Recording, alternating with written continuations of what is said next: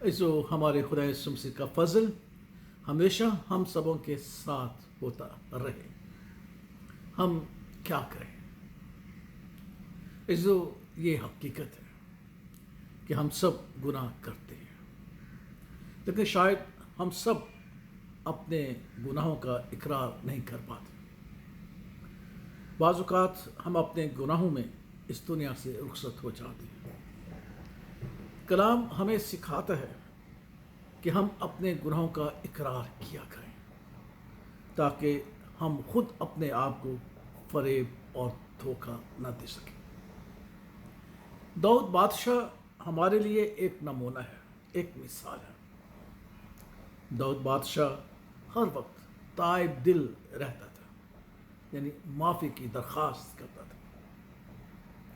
उसने अपने गुनाहों का इकरार किया और अपने गुनाहों का इकरार करते हुए कहा, ऐ खुदा मैं तेरा गुनाहगार। जिस तरह मुसरत बेटे ने अपने बाप से कहा कि मैं तेरा गुनाहगार हूँ, दाऊद बादशाह भी कहता है, ऐ खुदा मैं तेरा गुनाहगार। और फिर कहता है कि मैं अपने गुनाह को मानता हूँ जो मैंने तेरे हुज़ूर किए। और फिर कहता है कि मैं तेरे हुज़ूर अपनी तमाम खताओं का इकरार करूँगा।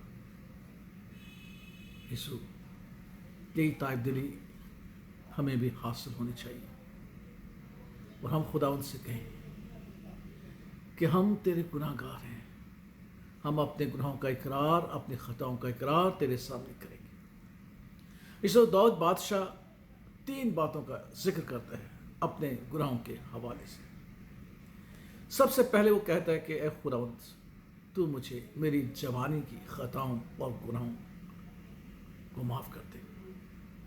हम सब जानते हैं कि जवानी वो आलम होता है जिसमें जोश भी होता है, जज्बा भी होता है, शबाब भी होता है, और हम गुनाह करने की रग़बत ज़्यादा से ज़्यादा रखते हैं।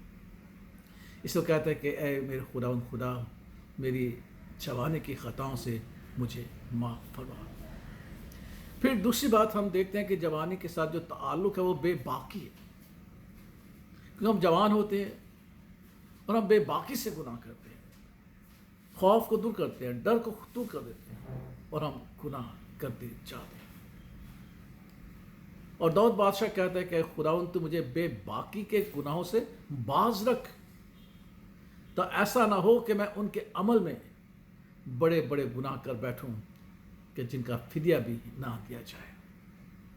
आज हमारे दौर में बेबाकी के भी गुनाह हैं। मिसाल के तौर पर हम तलाक देते हैं और जानते भी हैं कि तलाक से खुदावंद को नफरत है, कराहियत है, वो नहीं पसंद करता, क्योंकि वो हमारी शादी का गवाह है। इसो हम बेबाकी के गुनाह करते हैं।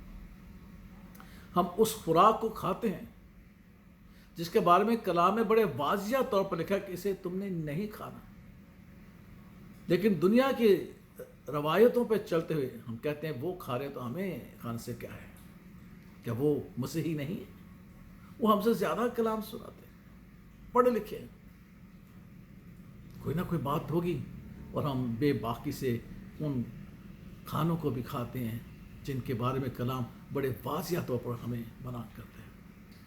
फिर दाऊद बादशाह एक और बात करता है कि ऐ खुदावंद तू मुझे मेरे पोशीदा गुनाहों से,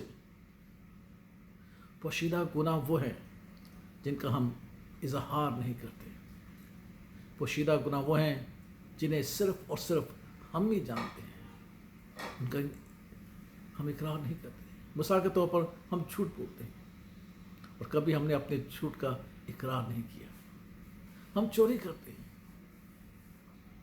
कभी हमने अपनी चोरी का इजहार नहीं किया ताकि लोग हमें झूठा और चोर ना समझें।